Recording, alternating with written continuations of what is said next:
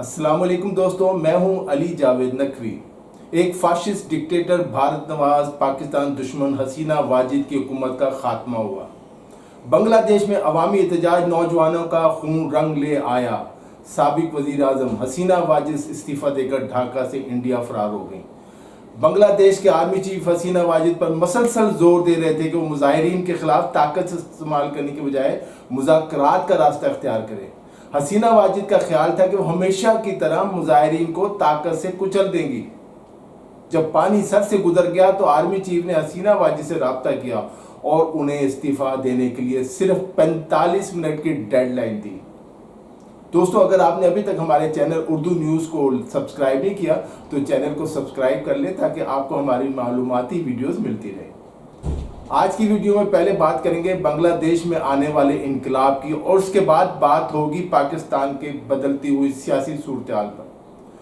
دوستو، بنگلہ دیش کے آرمی چیف نے حسینہ واجد کو جو 45 منٹ دیے تھے، اس کا مطلب یہ تھا یا تو وہ استعفیٰ دے کر ملک سے چلی جاؤ یا مرنے کے لیے تیار ہو جاؤ۔ مشتعل عوام نے وزیر اعظم ہاؤس سمیت اہم عمارتوں پر قبضہ کر لیا تھا۔ حسینہ واجد نے اندازہ لگا لیا کہ اب ان کا وقت ختم ہو گیا۔ انہوں نے ملک سے بھاگنے میں غنیمت سمجھی۔ ان کی کابینہ کے جن ارکان نے مزاحمت کی کوشش کی انہیں گرفتار کر لیا گیا۔ پولیس کے کئی افسروں کو بھی گرفتار کر لیا گیا جو حسینہ واجد کے ذاتی ملازم بنے ہوئے تھے۔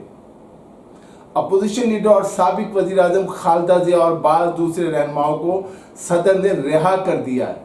بنگلہ دیش کے آرمی چیف وقار الزمان نے قوم سے خطاب میں ملک میں عبوری حکومت کے قیام کا اعلان کیا ہے۔ حسینہ واجد اور ان کی بہن وزیر اعظم کی سرکاری رہائش گاہ سے فوجی ہیلی کاپٹر میں بھارت فرار ہوئیں۔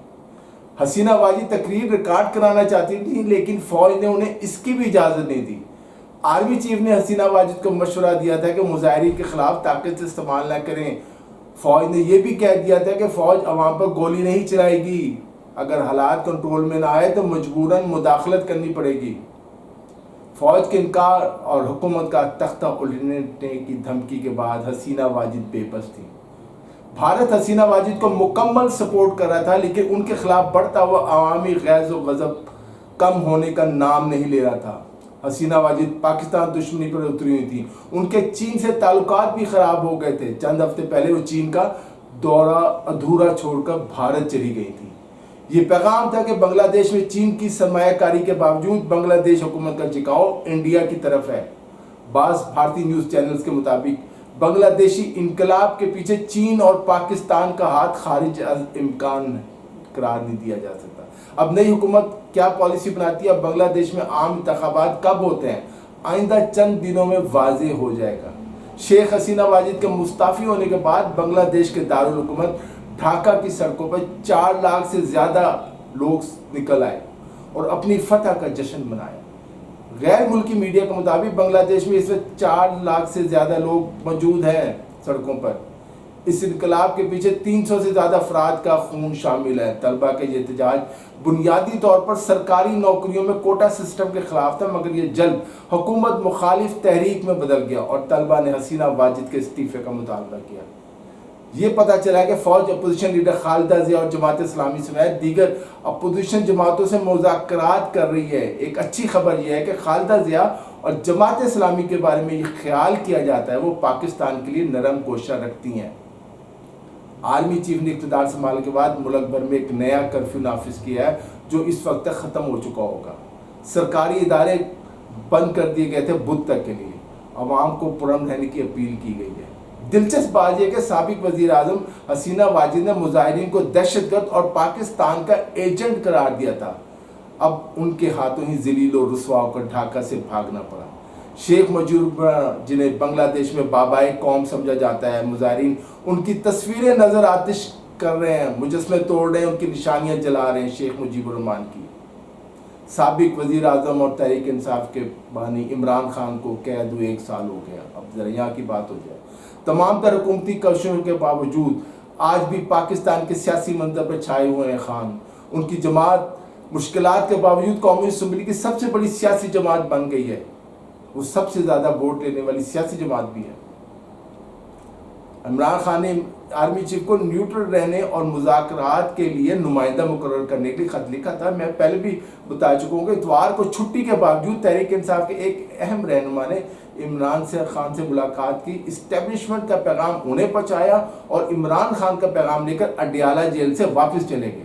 حکومت کو اس بات کی بڑی تکلیف ہے کہ یہ ملاقاتیں اسے بتائے بغیر ہو رہی ہیں. حکومت خوفزدہ بھی ہے کہیں عمران خان اور فوج کے درمیان معاملات طے نہ پا جائیں. پورا ملک رکا ہوا ہے, کاروبار ٹھپ پڑے اور عوام بڑھتی ہوئی مہنگائی اور بجلی کے بلوں سے پریشان ہے. ایسا لگ رہا ہے جب تک عمران خان کو رہا نہیں کیا جائے گا مسائل حل نہیں ہوں گے. ملک معاشی بحران سے نہیں نکل سکے گا.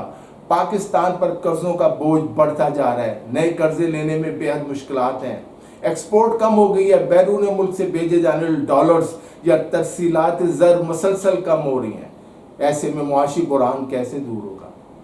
شہباز حکومت ہر میدان میں ناکام ثابت ہوئی ہے. تاجر صنعت کار جو کبھی نون لیگ کے اتحادی تھے اب نون لیگ سے ناراض ہیں. تاجر سمجھتے ہیں کہ نون لیگ کی حکومت آنے کے بعد ان کی مشکلات بڑھ گئی ہیں کم ہونے کی بجائے. شہباز شریف ناکام وزیر اعظم ثابت ہوئے ہیں. یہ بات نواز شریف بھی مانتے ہیں کہ نون لیگ کی حکومت ڈلیور کرنے میں ناکام ہو گئی ہے.